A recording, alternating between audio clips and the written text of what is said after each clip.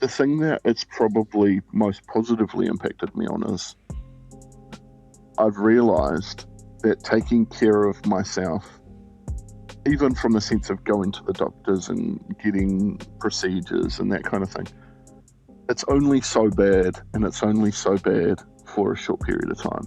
You know, given everything going as well as you'd hope anyway.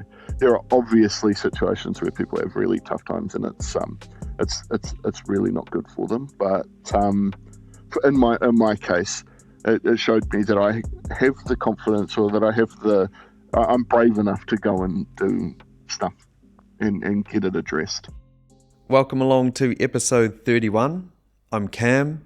I'm the host of the Lifting in Life podcast. I have a bachelor's degree in psychology. I'm a personal trainer, and I also work in IT. If you're watching this, you probably noticed that the dusty mow has gone and my haircut's a bit different. That's not quite so relevant, but I've shaved the mow off in support of MOVEMBER because I'm going to obviously grow it back. Hopefully it doesn't take too long.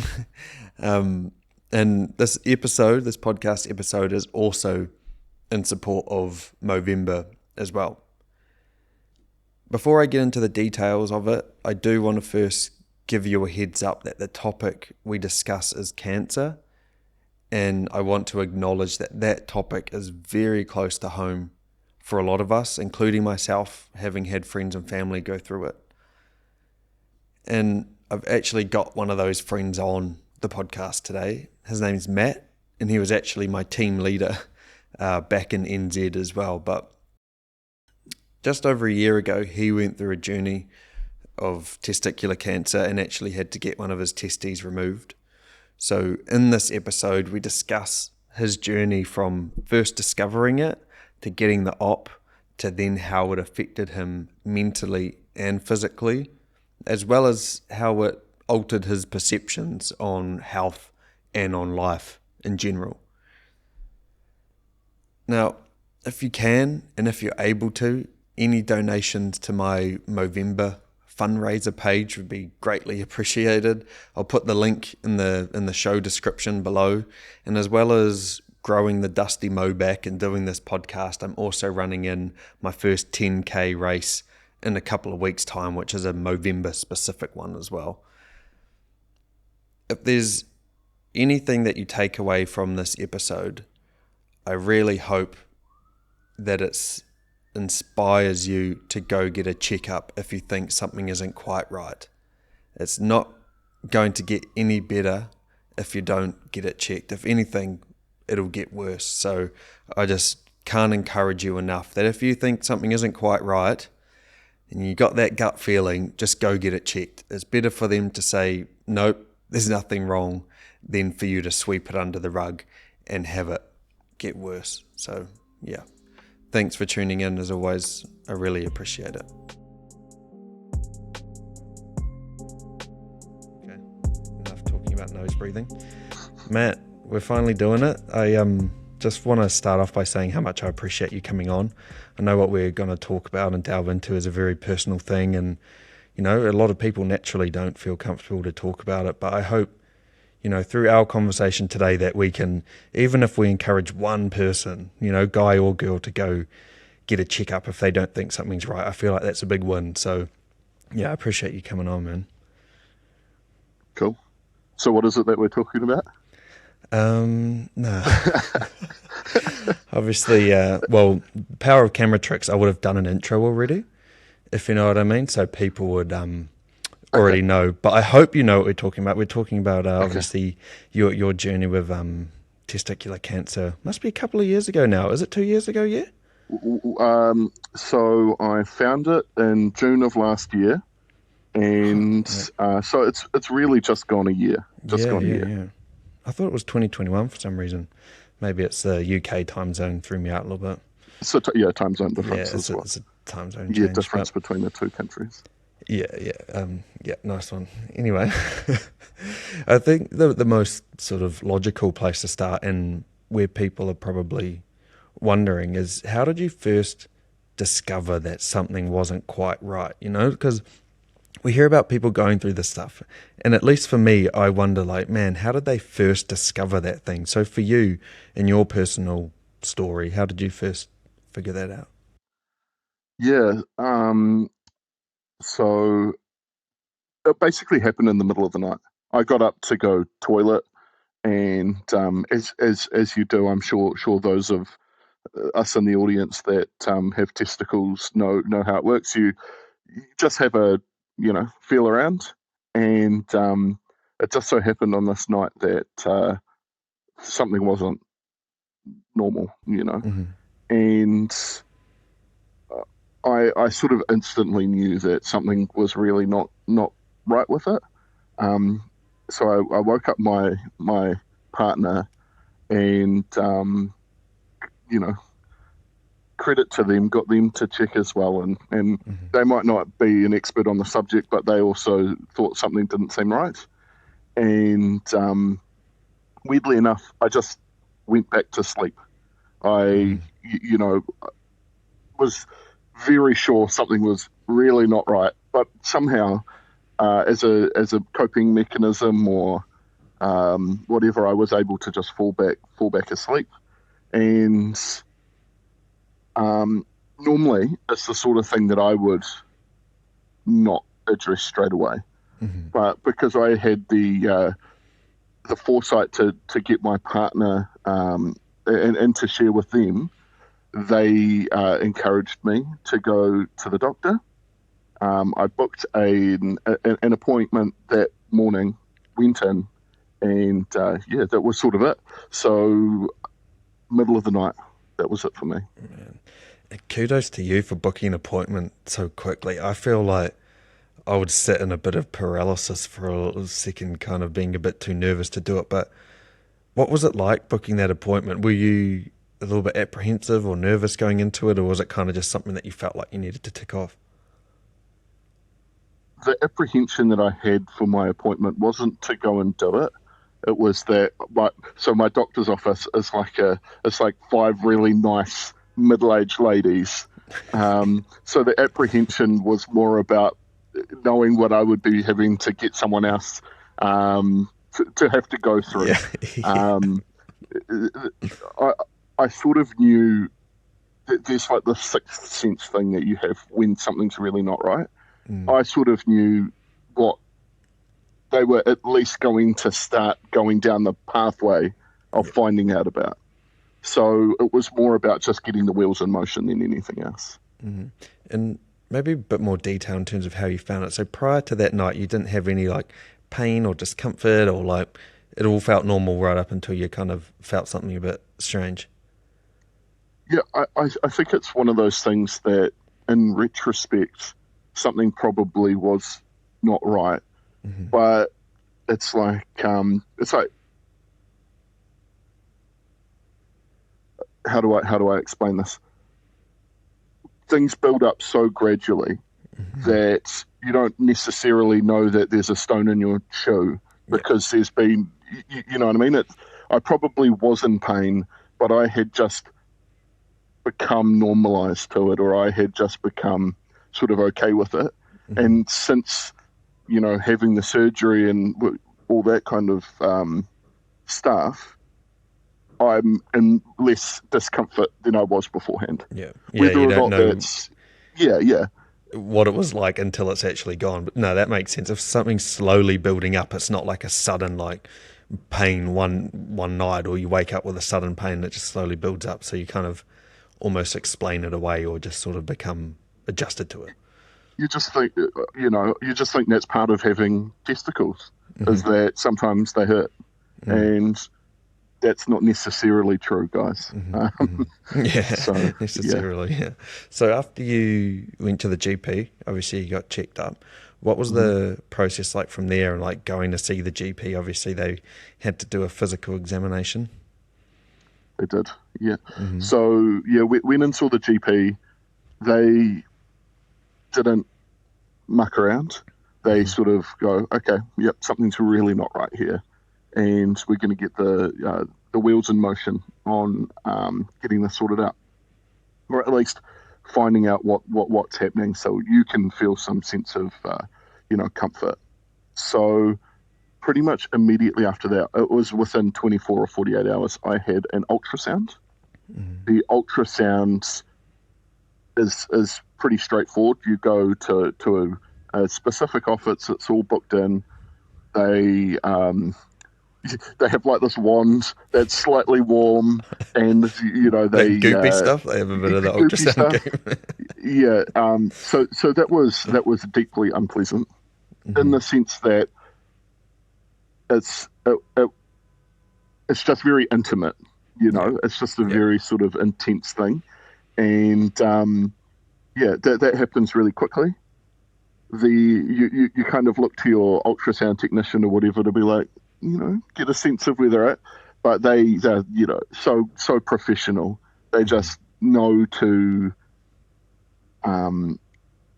put you at ease, but not give you anything, not kind of lead the conversation in any sort of direction, because it goes to a doctor who then goes over what they have sort of found. Now, what happened from there is, I don't know if this is typical, but it was very soon after I had my ultrasound that I got a note from a doctor to say that I need to, follow up and do more stuff. Yep. So I went, I think it was a Friday, and I got a call from my GP. My GP said, "Hey, Matt, can you come in and have a chat to us?" And I was like, "Oh, yep, okay. That's fine. I'm happy to do that." They're like, "Yeah, what about like 5:30?" And it was a Friday afternoon. I'm pretty sure my GP closes at like 5. And I was like, "Oh, aren't you closed at that time?" And they're like, "Yeah, no, it's okay. Don't worry about it. Like, come on in anyway." Yeah. And they're so nice. And yeah, they stayed open. They stayed open to tell me, which was. I knew as soon as they said that they were going to stay open to tell me that I was in trouble. So then I sat down with them, and they didn't use the C word. They said, "Hey, look, there's a tumor that we need to kind of deal with. Let's find a specialist. Let's do all this sort of stuff." And so I knew at that particular point in time that I had cancer, but they just were kind enough not to use the language and not to trigger myself, or not to upset my partner who was in the room with me at the time. And in typical fashion, I felt worse for the doctor having to tell me that I had cancer on like their afternoon off. Yeah. They were obviously very thoughtful of Classic. my position, but I'm like, man, it must suck to have to be the person telling me, man. So yeah, I guess next steps from there, I got assigned a specialist, and I was very lucky to have one of the most probably senior urologists in the world, let alone New Zealand, who, not to share too much details, but they were like a dean at a university. They were like the head of an association of urologists, all of this kind of stuff. So I was very lucky. But on the flip side, he was also like 80 years old. So, he's kind of got shaky hands when you meet him, and it's like, oh, I don't want him to have too shaky hands. Went and saw him, and he was the first person to use the cancer word, and on from there, I had to have a CAT scan, or a CT scan to use the right language, and that was a very interesting experience because it was several weeks after I got told that I had cancer that I could have my CT scan, because there are big delays in the medical field at the moment, and the problem for that delay. So knowing I had cancer was one thing, and waiting is one thing, but it's that sort of month-long window where you don't know if you have a little tumor on a testicle or if it's spread through your body and in your lymph nodes, and Yep. it's the CAT scan that basically tells you how bad things really are. Yeah. Could we before we get too deep into the story, could we back it up a little bit to where you got delivered that news? Obviously, you felt bad for the people in there, which is such a you thing to do, but Yeah. I feel that. What was it like receiving that news, and how did you maybe cope with that, immediately afterwards? Obviously, like at some point you felt like you probably would have had to tell your loved ones or tell people close to you. How did you deal with that, and how did you feel about sharing that news with people who are close to you? Yeah, it was tough, and it was tough because of who I am probably as a person, and the way that I sort of questioned my approach. So I guess I'll break it down. A lot of guys wouldn't feel comfortable telling people because of the sensitive nature of it and the fact that it is that kind of thing. But for me, I'm so open with my life and my stuff that the questioning came from, am I doing this too flippantly? Am I telling people too Yeah, flippantly, or do I not need to tell this person? Where do I draw the line, or where do I, um, you know, am I oversharing? All of this kind of thing. So, family and friends were first, yeah, but they already knew. So my mum and my dad and my sister and Joe's family, who's my partner Joe, they already knew because I had sort of highlighted that it was a process that I was in. yeah, Hey, I've potentially found something, but we're investigating it, and then that's where you sort of hope, okay, oh hey, we found out, no, nothing's wrong. But in this case, it was basically just hey, the thing that they thought might be wrong, it is wrong, and now I have testicular cancer, and I need to go through the process. yeah, Um, where it became difficult was telling co-workers and telling people that are sort of slightly removed, or this is where the sensitive nature of the type of cancer probably played yeah, more into it. true. Hmm. So, for example, if I had, and not to minimize anything, but if I had like a skin cancer or something like that, I would feel a lot more comfortable just saying, "Hey guys, got to take a few months off work. I've got skin cancer." Um, Not often do you get the opportunity to sort of talk about your testicles with colleagues and Yeah, at work and that kind of stuff, but I decided to just be as honest as possible with everyone, and I think you were actually the first person outside of my family and friend, like real I, close friend group. I still remember us Um, going for coffee at yeah, People's, and you telling me yeah. that. So I told you about it, Mm. and then I told my manager and my manager's manager, and then I think I pulled the team into a meeting and you know welcomed questions about it, but didn't want to push the content too much either, right? So if people Yeah, had questions, I would happily answer those questions with as much detail or as much as they wanted, but I didn't want to lead with that stuff because I didn't want to make anyone uncomfortable, because it's not their problem at the end of the day to hear about that kind of thing either. Um, and then where it became really tough, I think, was the people that would just know that something wasn't right. yeah, And then so there's like a month of things just sort of randomly coming up and then having to talk about it, or um, that kind of wider disbursement of yeah. information became kind of tough. And I remember it in the office too, because like there are people who might not be your direct colleagues, but would still notice your absence.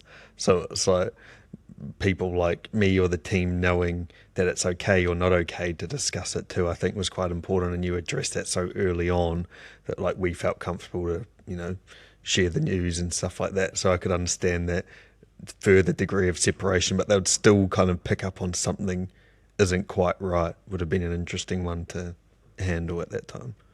Yeah. So then you got the specialist. If we fast forward a bit Mm-hmm. again, so you got the specialist, a little bit apprehensive, but he's probably the best dude for the case. What was it like meeting him, and what was the process once you met him? And you obviously, like you said, you got the CT scan as well. Yeah. So I'll start with meeting my specialist. So he's one of those guys that he's a surgeon because the human body is an instrument to him, right? He's the best at what he does, but maybe not the most bedside manner or that kind of thing, right? Yep. But that's sort of what you want. You just want someone that's going to get in and get the job done and do it. But when I went in there, he's like, yeah, Matt's in really good health. Oh, cool. Except for being obese. And I was like, oh, okay. Shit. Technically, this is all true, right? But you don't expect to hear it necessarily, or you're kind of So bluntly. already feeling vulnerable. So these things might hit you a little bit harder. So that was interesting. And like I said before, he was the first person to say that I had cancer out loud. And I think that even though I knew, even though it was all kind of in my head, it being said out loud landed kind of different. It kind of hurt a little bit. So I went from the specialist, went in, waited a few weeks, and had my CAT scan. Like I said before, the few weeks was really, really tough because I just didn't know if I was like going to have terminal cancer, if I was just going to have a few tough months. It's the not knowing that is the really tough part, right? The steps sort of almost do themselves, but it's the thinking about stuff and the dwelling on things and the not knowing how bad things are. That was really, really tough. Could you briefly, obviously you're not a specialist in cancer and stuff, but for maybe people who don't know how it actually operates in the body, could you just briefly explain the worries here? Like you mentioned, it's spreading through the lymph nodes and stuff. So could you just briefly kind of touch on how it actually works? Yeah, so certainly not an expert, so I can parrot some of the stuff that I was given. But basically, the lymph nodes, from how I understand it, kind of filter the blood, right? So if it's in your lymph nodes, it means that it's spread further than the very specific region that it's expected to be in. So in my case, had it got in there, it meant that it would have travelled from the testicle to the spermicidal or the tube, and then up into the rest of my body. So that's a bad sign, as if you have your lymph nodes impacted, because it also means that potentially you need to have a more aggressive surgery that then includes those, or it's outside of just the kind of the expected place. That's easy to do surgery on, by all accounts. And to further that, like this is speaking from family members of mine who have been through, well, Chloe's family, but my family have been through similar things.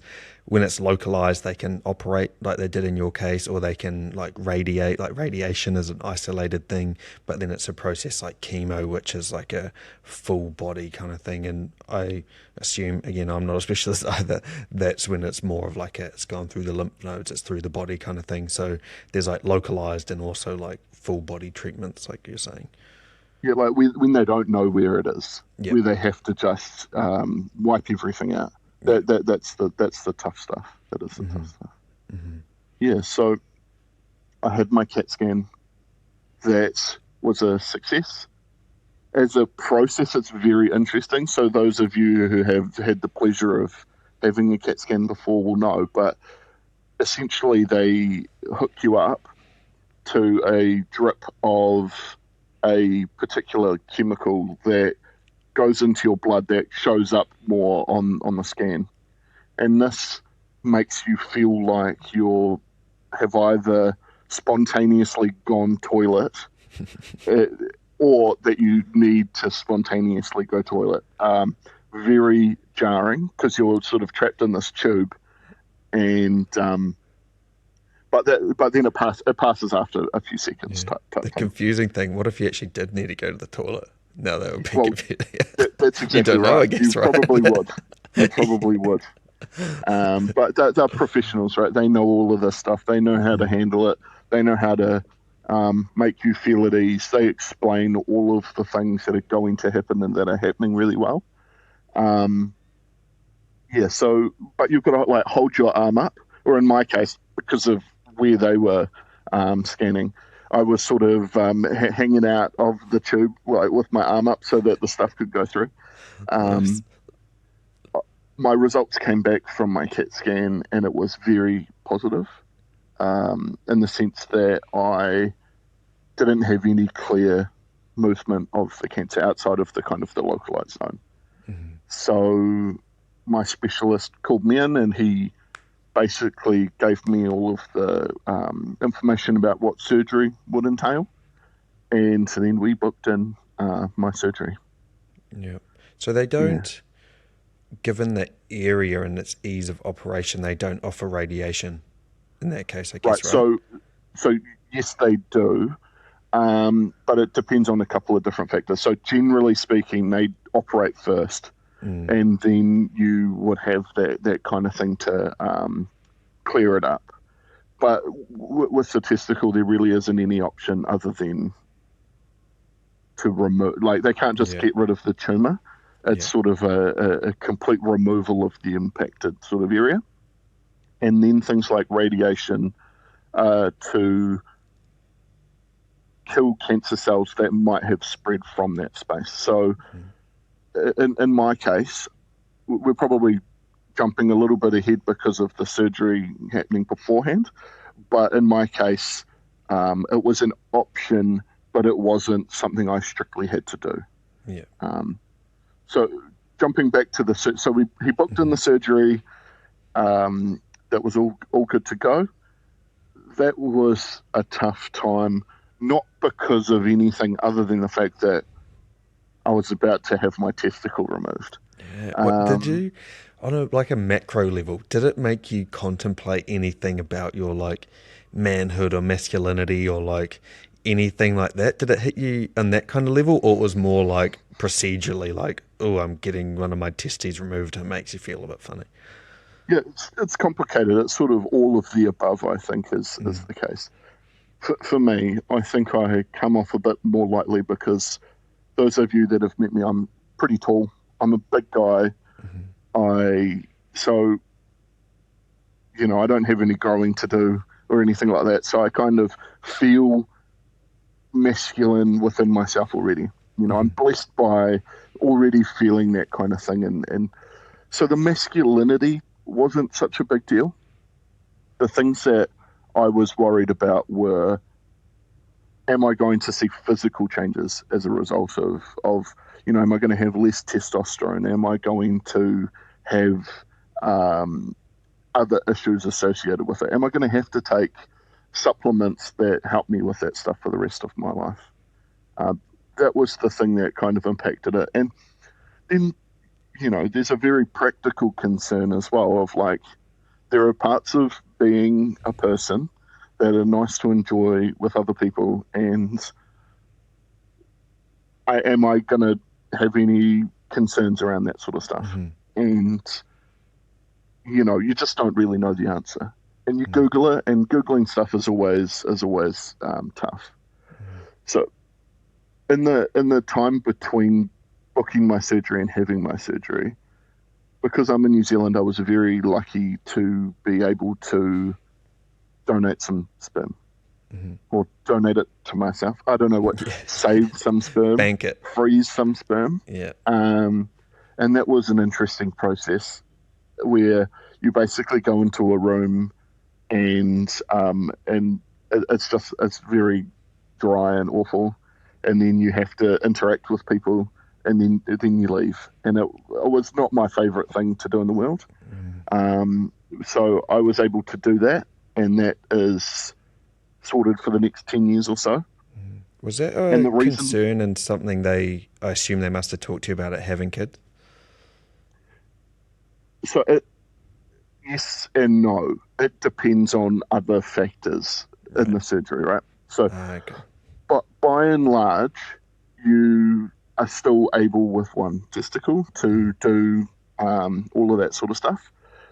But there are other realities connected to it. Say, for example, if I did have chemotherapy, or if I did have radiation therapy, then that could impact my other stuff and cause issues. So it's sort of something to do to ensure that you're best set up for anything that happens in the future. Or if I had to have both testicles removed, as an example, you're not able to produce much sperm with 0 testicles. So that happened between the surgery and but between booking the surgery and doing the surgery, and that was sort of about it. It was really just a case of waiting. Now, for me, I think I can't. There's about 3 months of my life that I really don't remember much of, if I'm honest. But I think I kind of worked on and off one day here or there. But I had a really hard time focusing and being as present for other people as I personally like to be. I So just I just remember sort of you removed always myself. feeling so bad for not coming to work, or like always apologizing for not being at work, and like we just kept saying to you, man, it's all good. Like, you know, you got nothing to worry about. You got to focus on you right now. Yeah, there's a couple of different things that happen. You want to get external validation. So not thinking about myself was probably the thing that I wanted most. True. So worrying about other people was helpful in a sense that it stopped me from worrying about myself. But also, everyone has stuff going on outside of. So I still want to be there for my friends and for my people, to make sure that just because I have this going on doesn't mean it's more or less important than other things going on for other people. What were some, I don't know if I want to use the word coping mechanisms, but it's probably the most fitting. Like, what were some coping mechanisms with things that helped you, especially in that limbo-y kind of time, like pre-op and like those few months? What were some things that you did or found beneficial? You know, did you do lots of research? Did you game? Did you just talk to friends and family? Like, what did you do? What did I do? I think I did just game. I think I did just watch a lot of like Netflix and that sort of stuff. I was very lucky in the sense that I had like a lot of friends and family come and visit and spend time with me and kind of just be there for me. Old colleagues, people dropping off, hampers and stuff. So a lot of your time is taken up actually by those around you showing you love, and that's probably a very privileged position to be in, and I would have really had a much harder time had I not had that sort of support network. I'll be honest, those of you that know me, I'm not a particular drinker, but I probably did Indulge quite a bit over that period of time just to take that little edge off the top. Yeah, I think that sort of covers it in terms of coping mechanisms. But like I say, I truly have deleted like a couple of months of my life from my even memory. Looking at you trying to remember there, it's like, I don't know what I did. I really don't know what I did. Yeah. I had a young puppy at that time as well, so she was only a few months old, and so I just did puppy ownership stuff, which was a great distraction as well. I remember that was such a blessing and a curse for you at the same time, because she'd be like eating shit and like breaking stuff, but then also distracting you at the same time. Yeah, exactly right. Jumping all over me and that kind of thing. But that was a great thing to have in my life at that time as well. So I guess, then surgery comes along. I am very bad with medical procedures. I really don't like having blood taken. I really don't like having all of that sort of stuff. But there's also this thing that happens that when it has to happen, you just have to do it. Mm-hmm. And like being apprehensive and being nervous and being scared doesn't matter. You just have to do it or you die or Yeah. it leads to something worse happening. So, you know, surgery came along. A couple of funny anecdotes that come along with the surgery, I think I'll share because this person's retired now, so it kind of doesn't Oh, matter if I nice. damage their reputation or not Yeah. or whatever. But it turns out that on my surgeon's notes, the preparation for my surgery had all been done for the wrong testicle. So they had that they were going to remove my right testicle, but it was actually my left testicle that had cancer. So thankfully, I was conscious enough to know, and I'll caveat all of this by saying I really think that once he was in there, he would have noticed that it wasn't the one that had the tumor. Mm-hmm. How did you But know that they? I mean, I know the story, but for people that don't, how did you know that they had the wrong ball noted down? because they wrote it was like I've got the form somewhere where it's Yeah, like I think it's called an orchiectomy, and it yeah, was like a right orchiectomy, yeah, and I was like, is it his right or my? You know what I mean? Like, yeah, yeah. whose side am I looking at? But no, it's mine. So I was like, hey, I think you've got the wrong testicle to be removed here. And he's like, oh yeah. He pulled up my gown. All of the curtains were open in the office, and all nurses around and everything. And he just writes a big X on the correct leg. Oh my Um, God. so his bedside manner was limited in the sense that there's probably 20 people in this room, and you've just flashed myself just before I have my surgery to everyone. Whatever dignity you had left was probably out the door. Yeah, exactly right. Yeah. As I encourage all of you listening to check if something's wrong, do be prepared to lose a little bit of dignity by showing Mm, everyone your genitals. yeah. It's jarring, but necessary. Hmm. Thankfully, you didn't show them to me when we were in that cafe. Yeah. You were I probably didn't show tempted, it to my but colleagues, but I showed it to everyone else. No. So yeah, there was another. Actually, I might not tell the story, but there was another thing that a nurse had. I'll just say a nurse had to put a suppository into my bum before mm. the surgery, and that was probably the worst part out of all of it. Again, because I didn't want to have to have them do that Mhm. rather than it happening to me. That's fine. That's all part of the process. But someone else having to do it was not what I wanted to have to put them through. Surgery happens. Thankfully, I'm completely asleep for all of it. Mhm. It's one of the scariest things when you're in a room, like a giant room, or it felt giant to me at least, with like 10 or 15 people in there. Um, and you're fully conscious at this point, and then they put the mask on, and then it happens. Mm. But that was a scary 20 seconds of just being in this room, all of these people around, knowing that they're all there for you to do stuff to help out. Um, that was pretty crazy. And then sometime later, I'm eating an ice block, and someone goes, "Hey, blah blah blah, are you doing all right?" And I was like, "Oh, I've just woken up, but I'm already obviously awake, having Whoa. conversations." eating an That ice block, doing all must have sorts of been stuff. disorientating, man. Very disorientating. And it's like, what have I been talking about? Talking What shit. have I said? Yeah. You know, what am I capable of? And what have I done?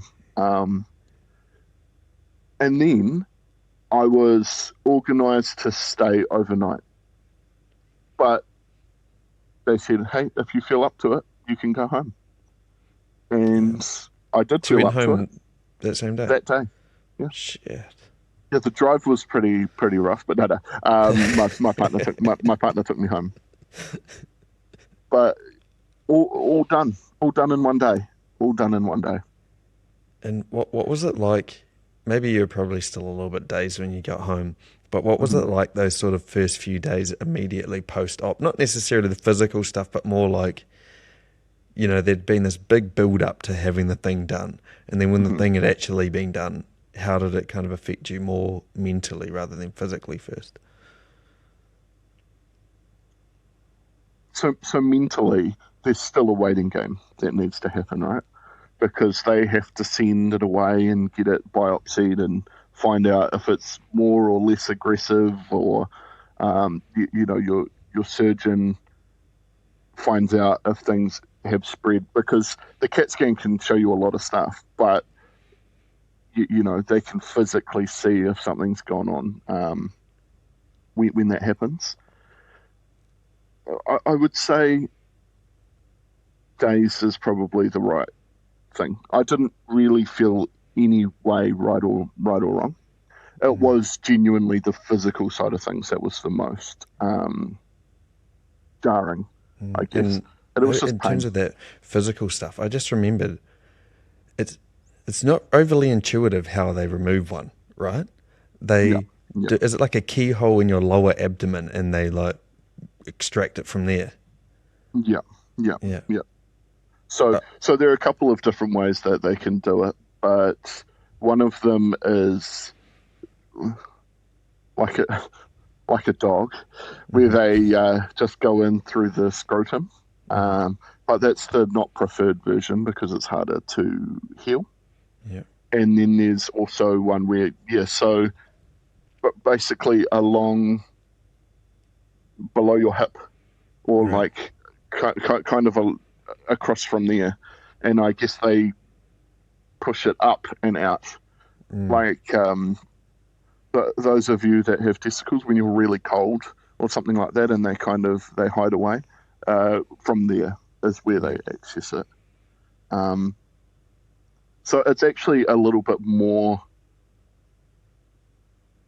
Yeah, it's not a super non-invasive thing that they do, Mm, but it's also not the most invasive thing that can be done either. mm. And I And remember fairly straightforward from a surgeon's perspective, I believe. like the physical healing process. It was a solid couple of months sort of before you felt right and you were able to move around quite easily, eh?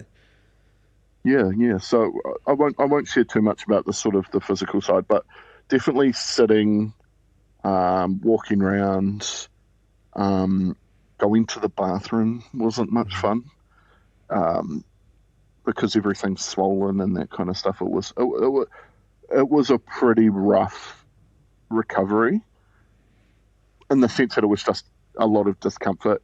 It wasn't rough from the sense that things didn't go to plan or I Mm. had infections and that kind of thing. So everything went exactly as it should have done, but it was a bit tough, and I probably played it up a little bit so I could avoid True. going Pull back some to more work, sickies. or I could, Oh, I'm yeah, still yeah, not good. Matt, it's yeah. been Oh, 6 months. geez, yeah, yeah. Oh, not quite right. You've got to take the good with the bad, right? Yeah, exactly. Yeah. How did you find that going through this process has kind of altered your perception on health or just life in general? Do you look at it differently after going through something like that? So immediately afterwards, I think the impact was almost what was a negative one, where I had sat around for a couple of months. So I was pretty demotivated to do stuff. Pretty, I had a great excuse not to do things and to feel sorry for myself and that kind of thing. So it definitely had a negative impact there.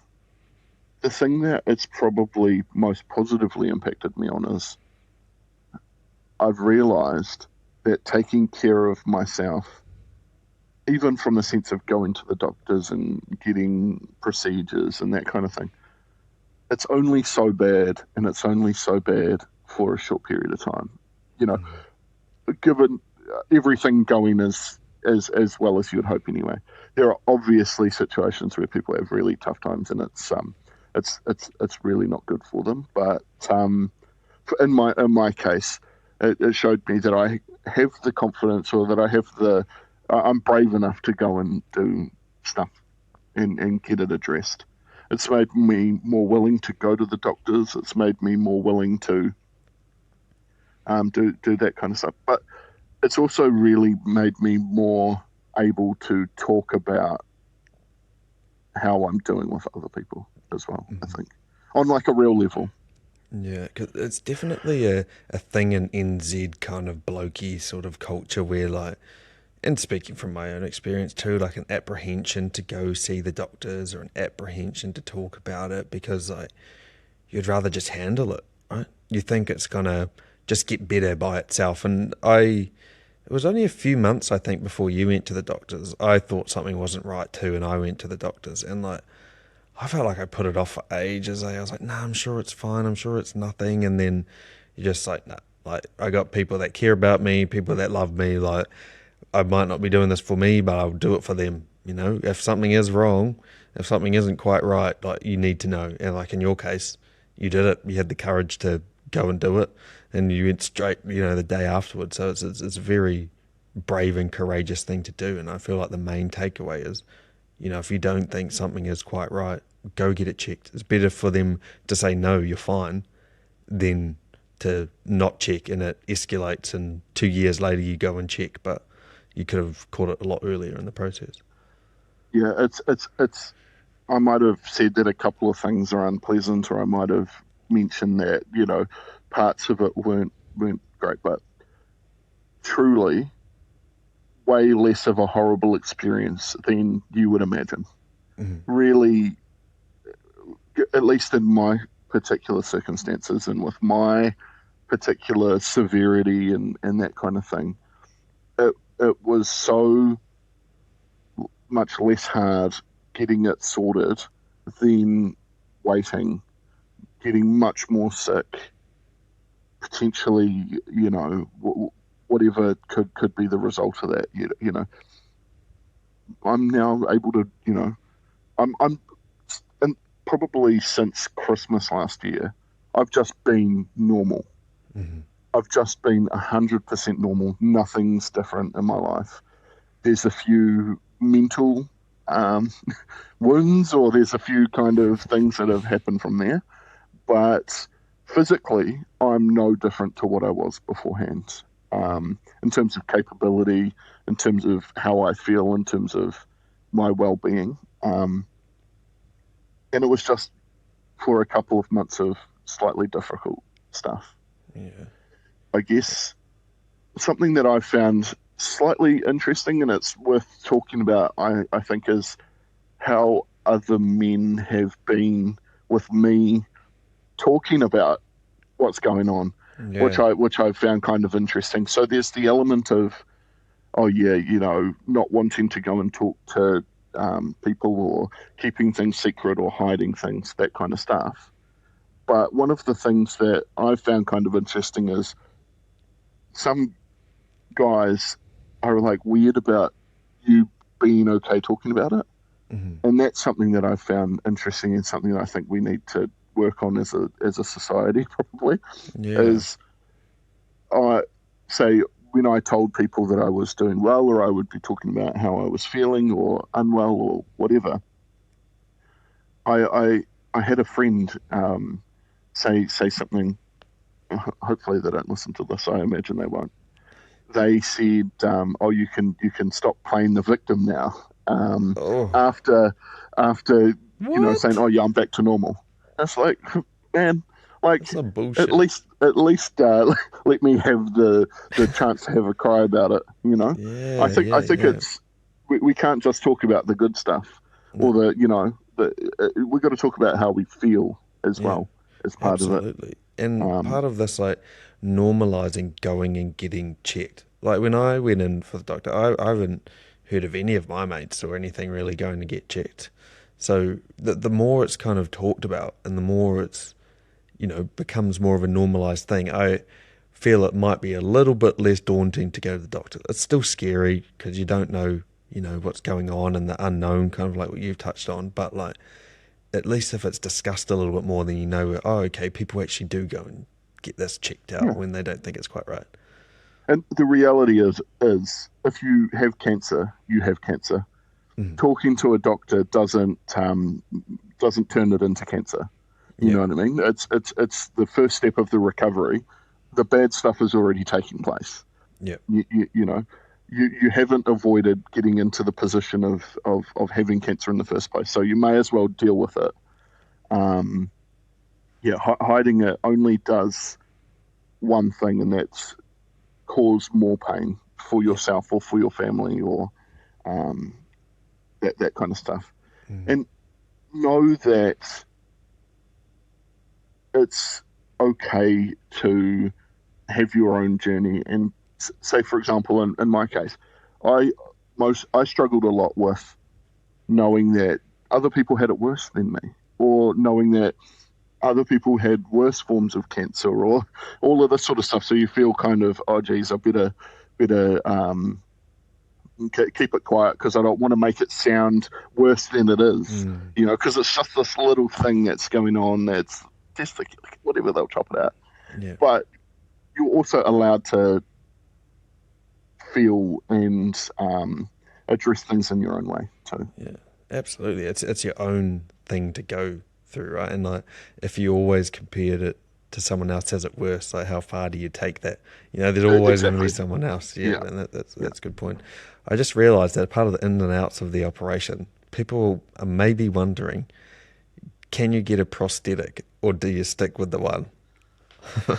Yeah. So it's a complicated answer in the sense that you can 100% you can 100% get a prosthetic, and in New Zealand they sponsor that, they pay for it. So if you choose to get one, you can get one. Um, and I don't want to push anyone for or against. That's your own journey if you're dealing with it. But in my case, I decided to not get one, and for the simple reason of, if you decide when you don't have one that you want one, then at least you don't have like a foreign body in you that you know what I mean. True. That's Yeah. the, better to, in my case, feel like I wanted something than have something in me that I didn't want anymore. Yeah. Yeah. Because that would eat away at me, I think. Um, but yeah, they just put like a little. It's almost like a breast implant, Mhm. but 40 grams instead of like a, Yeah. Yeah. Yeah. Yeah. no, not tiny, but like Yeah. not No. very No. big No. either. Mine would be like Um, 60 grams probably. yeah, probably 100 grams or so. But like it's definitely possible, Mhm. but it just will never feel like a testicle. That's the flip side. Maybe if I weren't in a long-term relationship and that kind of stuff, and I didn't feel so comfortable addressing it, Yeah. I would have done that myself. Yeah. And one other question I didn't ask you: did you go public or private? So I was very lucky that I got to go private, Mm-hmm. but the experience by and large, I think, is the same. I Mm-hmm. just was able to do things more quickly, Mm. um, and with more decision making power on myself. So I got to choose my specialist. I got to choose the level of care that I got. Whereas if I went public, I would have been more at the mercy of the hospitals and Mm. been more in that kind of that system. Yeah. But before we wrap it up, do you have any final words to guys and girls? Honestly, like, just because you had testicular cancer, the Mm, idea or the high level process of what you went through is still very applicable to anyone. mm. So, do you have any sort of last words that you'd like to say to anyone? Like, just do it. Like, if there's something not right, just address it, because it's only going to get worse. It's not going to go away. It's not going to disappear. You might live for the rest of your life with this. Like, I don't know. Well, you obviously would, but it might be Yeah. whatever. Um, but it's just, if not for yourself, for the people that love you. Yeah. And if you don't think that there are people out there that care, then I put it to you that you're wrong, and that no matter what, there's someone out there that will be deeply impacted by you not taking action. So just do it. Just take care of it. You know, an analogy for me, and this is sort of specific to the testicular cancer thing. We're all, if you've got a pet, you're taking them to the vet and you're getting this stuff done to them for your own benefit, for fun. You know what I mean? Like, so you can have an animal. If you can't get your own nut chopped off, but you're happy to chop off your dog's nuts, then hey, you've probably got to look in the mirror. So Yeah, just man. go and get it done. Just go and sort yourself out. You know. Yeah. That's my take. Yeah, no, that's great advice. And like I said at the start, man, I genuinely appreciate you coming on. Obviously, it's not an easy thing to talk about. It's a very sensitive, very personal topic, but I really hope that your words, and I'm sure they will encourage people to go get checked and potentially, honestly, even save lives. Who knows? Just one thing before we leave, and because you made a comment about it not being easy to talk about, one of the follies that I've had with this is I found it probably too easy to talk about, but only in a very specific window. And that is self-deprecating jokes about having testicular cancer. There have been lots of puns since you've started going through Lots this of process. puns, Yeah. and there's a risk associated with it, right? For me, it was that it wasn't as thoughtful to my friends and family and my partner as it probably could have been, because although I'm the one kind of at the wheel, they still have to deal with it. So me joking about it was a little bit insensitive at times, I think.